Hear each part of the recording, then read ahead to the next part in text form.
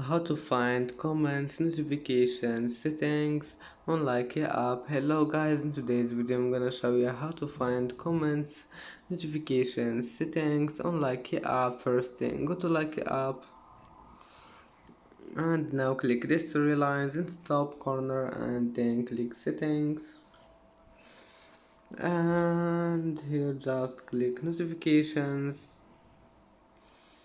and go down until you find comments, this one.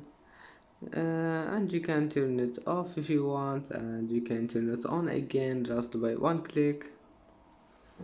And that's